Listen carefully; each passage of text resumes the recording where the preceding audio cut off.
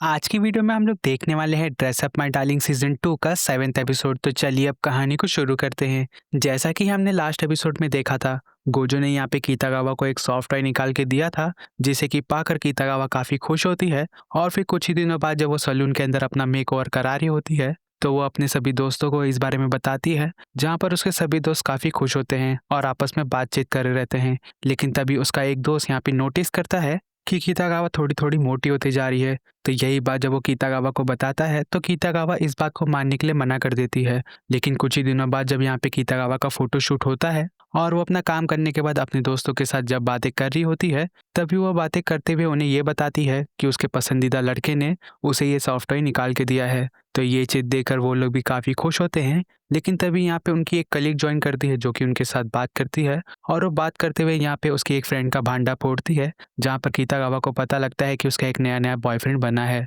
तो ये चीज़ सुनकर कीतागावा काफ़ी एक्साइटेड होती है और उस लड़के का फोटो देखने के लिए डिमांड करती है, जहाँ पर उसकी फ्रेंड सबसे पहले उससे माफ़ी मांगती है, क्योंकि उसने ये बात सामने से नहीं बताई थी, क्योंकि उसे यहाँ पे शर्म आ रही थी। लेकिन वो अपने बॉयफ्रेंड का फोटो उसे दिखाती है, जहाँ पर कीतागावा कहती है कि तुम दोनों की जोड़ी काफ़ी अच्छी लगेगी। तो ये बात सुनकर उसे और भी शर्म आता है। लेकिन तभी यहाँ पर उसकी कलीग यहाँ पे उसी का नाम लेती है और उससे पूछते हैं कि क्या तुम यहाँ पे मोटी हो रही हो। तो ये चीज़ सुनते ही कीतागावा काफ़ी हैरान होती है और उसे सिंपली मना कर देती है। तो वो लड़की कीतागावा से कहती कि चलो ठीक है कीतागावा, मैं यहाँ पे तुम्हारी बात मान लेती हूँ, लेकिन तुम मेरी बात का ध्यान रखना। अभी कुछ ही टाइम बाद यहाँ पे समर सूट होने वाला है और इस सूट में तुम्हें यहाँ पे काफ़ी छोटे-छोटे कपड़े पहनने हैं। तो मैं यहाँ पे चाहती हूँ कि इसमें कोई भी गड़बड़ ना हो। तो ये चीज़ सुनते कीतागावा सारी बात समझ जाती है और वो घर जाते हुए सोच रही होती है कि क्या वो एक्चुअल में मोटी हो रही है। तभी वो एक जगह पे रुक कर अपने आप को देखती है और अपने आप को देखते ही यहाँ पे उसे शक होता है और वो फटाफट घर पे जाती है और अपने सारे कपड़े को ट्राई करने लगती है,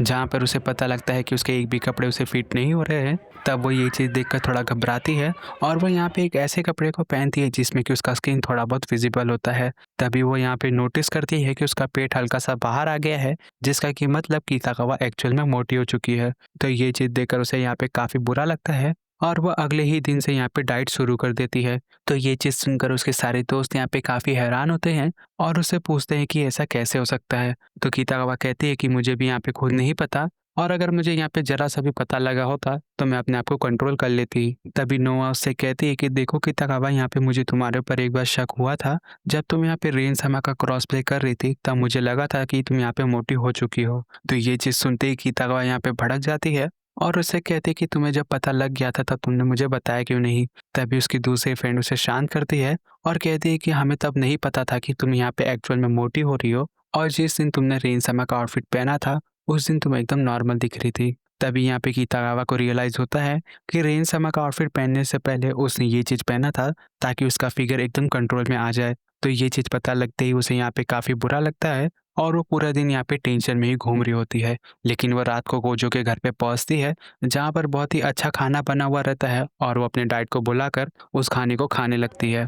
लेकिन खाना खा लेने के बाद वो यहाँ पे बर्तन को धोती है, जहाँ पर गोजो उसे आके रोकता है और कहता है कि अभी काफ़ी देर रात हो चुकी है, तुम अपने घर चली जाओ। तो ये चीज़ सुनकर कीतागावा अपने घर के लिए निकलती है, लेकिन गोजो उसे घर जाने से पहले ही उसे एक टिफ़िन देता है और कहता है कि ये लो तुम्हारा सुबह का नाश्ता। तो ये चीज़ देखकर कीतागावा यहाँ पे काफ़ी खुश होती है और वो टिफ़िन लेकर अपने घर की तरफ जाने लगती है और वो घर जाते हुए सोचती है कि वो घर पहुँचते ही इस खाने को खा लेगी। और ये चीज़ सोचते ही कीतागावा को रियलाइज़ होता है कि वो यहाँ पे किस तरीके से मोटी होती जा रही है। तो ये चीज़ पता लगते ही वो और भी ज़्यादा डिप्रेस हो जाती है और फिर अगले दिन वो गोजो को यही सारी बात बताती है। तो ये बात सुनकर गोजो को यहाँ पे विश्वास तो नहीं होता कि कीतागावा यहाँ पे मोटी हो रही है, लेकिन कीतागावा यहाँ पे काफ़ी ज़्यादा परेशान रहती है और वो गोजो के सामने दुखी होकर कह रही होती है कि मैं यहाँ पे तब तक क्रॉस प्ले नहीं कर सकती जब तक मैं यहाँ पे पतली नहीं हो जाती, और मैं तब तक तुम्हारे बनाए हुए आउटफिट को भी नहीं पहन सकती, क्योंकि वो भी मुझे काफ़ी ज़्यादा टाइट हो रहा है। तो गोजो कहता है कि चलो ठीक है, हम लोग कपड़े के साइज़ को चेंज कर देंगे।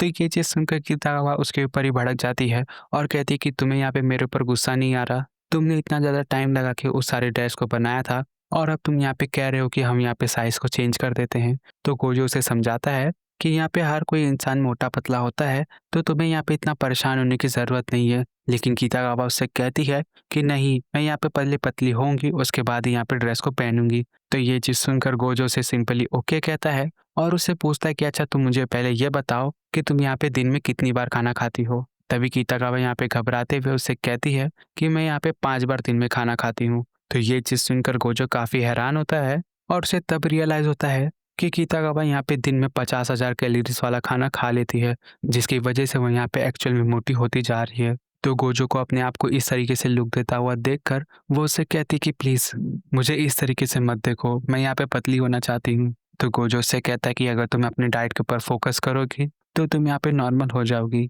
तो किताबा कहती कि हाँ, मैं ये बात जानती हूँ। तभी यहाँ पे किताबा के फ़ोन पे एक नोटिफ़िकेशन आता है और वो गोजो से कहती कि गोजो, क्या तुम कल के दिन फ्री हो? हम दोनों यहाँ पे साथ में शॉपिंग करने के लिए चलेंगे। तो गोजो उसे सिंपली ओके कह देता है और फिर अगले दिन वो दोनों शॉपिंग करके एक पार्क के अंदर बैठे हुए रहते हैं और यहाँ पे कितागावा ने लूजिंग सॉक्स को खरीदा होता है। जहाँ पर गोजो से सिंपली पूछता है कि तुमने ये चीज़ क्यों खरीदा है? तो कितागावा कहती है कि मुझे ये सॉक्स काफ़ी पसंद है और इसे पहनने के बाद मैं यहाँ पे फ़ोटोशूट करना चाहती हूँ। तो ये चीज़ सुनकर गोजो उसे सिंपली ओके कहता है और उसकी यहाँ पे मदद करता है मोजे को बड़ा करने में। और मोजे को बड़ा करने के बाद कितागावा उस चीज़ को पहन लेती है और गोजो से कहती कि चलो हम लोग यहाँ पे फ़ोटोशूट करते हैं। तो गोजो जैसे अपना फ़ोन निकालता है, तभी कितागावा उसके सामने एक डीएसएलआर रख देती है। तो ये चीज़ देखकर गोजो काफ़ी हैरान हो जाता है और काफ़ी एक्साइटेड भी हो जाता है, क्योंकि उसने आज से पहले कभी भी कैमरा को हाथ में नहीं पकड़ा रहता है, लेकिन वो यहाँ पे कैमरा के साथ फ़ोटो ज़रूर खींचना चाहता है। तभी वो यहाँ पे कितागावा से पूछता है कि तुमने ये कैमरा कितने में खरीदा? तो कितागावा कहती है कि मुझे कैमरा के बारे में इतना कुछ नहीं पता था, लेकिन मेरे एक फ्रेंड ने मुझे सजेस्ट किया कि मुझे ये कैमरा बाय करना चाहिए, क्योंकि उसके पास भी यही सेम मॉडल है और ये कैमरा मुझे 80,000 का पड़ा है। तो ये चीज़ सुनकर गोजो काफ़ी खुश होता है और वो उसे कहता है कि चलो ठीक है, हम लोग इसके साथ ही फ़ोटोशूट करेंगे। तो कितागावा उसे हाँ कहती है और यहाँ पे गोजो गाइड बुक को पढ़ता है ताकि वो कैमरा के साथ फ़ोटो ले सके और इतनी देर में कितागावा यहाँ पे तैयार हो जाती है ताकि वो भी यहाँ पे फ़ोटोशूट कर सके। तो वो दोनों जैसे तैयार हो जाते हैं, तभी यहाँ पे किताबा कहती है कि तुम यहाँ पे पोर्ट्रेट मोड में फ़ोटो लो। तो ये चीज़ सुनते ही जैसे ही गोजो कैमरा को पोर्ट्रेट मोड पर सिलेक्ट करता है, तभी कैमरा के सामने किताबा आ जाती है और गोजो घबराते हुए उसका एक फ़ोटो ले लेता है। लेकिन यहाँ पे फ़ोटो उसका काफ़ी प्यारा आया हुआ रहता है। तो ये चीज़ देखकर गोजो काफ़ी हैरान होता है और उससे खुश होते हुए कहता है कि चलो ठीक है, हम लोग यहाँ पे ढेर सारी फ़ोटोशूट करते हैं। तो किताबा उससे कहती है कि हाँ, हम लोग करते हैं, लेकिन मुझे एक बात पहले से बतानी है। इस कैमरा के अंदर 2 लेंस है, एक छोटा और एक बड़ा, और अभी जो तुम इस्तेमाल कर रहे हो वो छोटा वाला है। तो ये चीज़ सुनकर गोजो यहाँ पे ओके कहता है और यहाँ पे किताबा पोज़ करने लगती है, जहाँ पर गोजो उसकी ढेर सारी फ़ोटोज़ खींचता है और फ़ोटो खींचते-खींचते ये दोनों यहाँ पे बात करते हैं कि ये लोग यहाँ पे एक पार्टी को ऑर्गेनाइज़ करेंगे, जिसमें कि वो लोग अपने सारे दोस्तों को इनवाइट करेंगे। जिसे कि सुनकर गोजो भी उसे हाँ कहता है और ढेर सारी फ़ोटो खींचने के बाद वो दोनों एक जगह पे बैठकर बात करते हैं, जहाँ पर किताबा उसे एक इवेंट पे चलने के लिए इनवाइट करती है, जो कि इसी सैटरडे को होने वाला है। तो गोजो उसे बताता है कि मैं खुद यहाँ पे इस इवेंट पे जाने वाला था, क्योंकि मेरे एक फेवरेट क्रिएटर उसमें आने वाले हैं और तुम्हें पता है, उन क्रिएटर से मिलने के लिए मैंने उन्हें सामने से मैसेज किया था और लकीली मुझे उनका रिप्लाई भी आया और उन्होंने मुझसे कहा कि इस सैटरडे को वो यहाँ पे आने वाले हैं, तो तुम भी यहाँ पे आ जाओ। तो इस बात से किताबा काफ़ी खुश होती है, लेकिन वो गोजो से पूछती है कि तुमने यहाँ पे एक अकाउंट बनाया और तुमने मुझे बताया नहीं, मुझे यहाँ पे तुम्हें फ़ॉलो करना है। तो गोजो उसे समझाता है कि मैंने इसके ऊपर कुछ भी पोस्ट नहीं किया है, मैं तो खाली उनके साथ बात करने के लिए इस अकाउंट को बनाया था।